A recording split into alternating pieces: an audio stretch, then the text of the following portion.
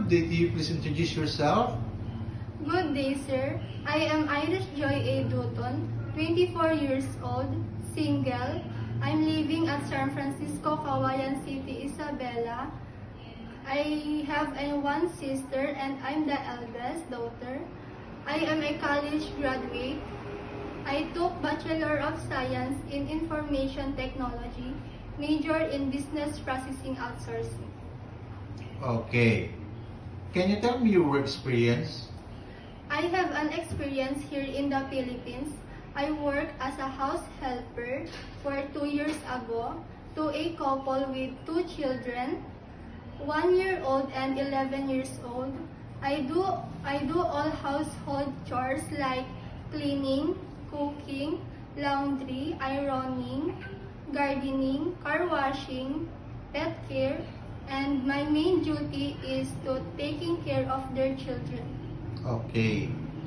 In your previous employer, how would you take care of the children, especially when sick? I am always securing the safety of their children.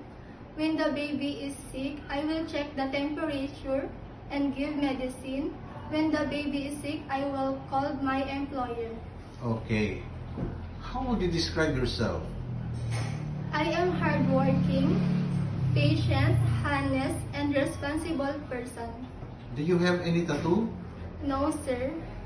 Do you have surgery or serious sickness before?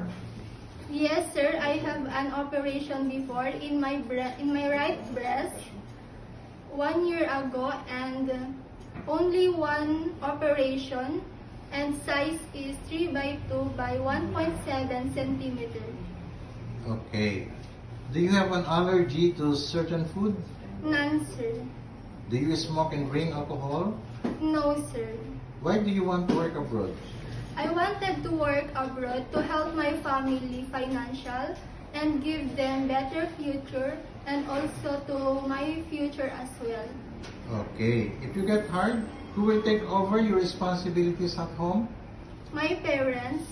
If you're homesick, what would you do? I will focus on my work and remind myself that I need this job for my family and to myself. What time do you usually sleep and wake up when you were working? I usually wake up, I usually sleep at 10 p.m. after my work is done, and I usually wake up 5 a.m. in the morning. Are you the one who do the cooking and marketing at home? Yes, sir. Sometimes kids are super active and they tend to be out of control. How would you control your temper? I will more patient and calm with dealing with them, sir. Do you accept no day off but to be paid instead by your employer? Yes, sir. When you visited the parents, relatives, and friends of your employer, will you help and do the housework there? Yes, sir. Can you promise not to lend money in Hong Kong? Yes, sir. Are you scared of dogs and cats? No, sir. Are you willing to share room with kids? Yes, sir. Do you promise not to use cell phone during working hours? Yes, sir. Do you promise to finish your contract? Yes, sir, and I'm willing to extend if needed. Can you cook Chinese food? No, sir, but I am willing to learn. Can you sing a nursery song? Yes, sir. The wheels on the bus go round and round, round and round, round and round. The wheels on the bus go round and round, all through the town. Okay, what is your message to your future employer? Good day, ma'am, sir. I hope you select me as a helper. I am hardworking, fast learner, patient, honest, and responsible person. And I will do my best to be a good employee in your family. Thank you.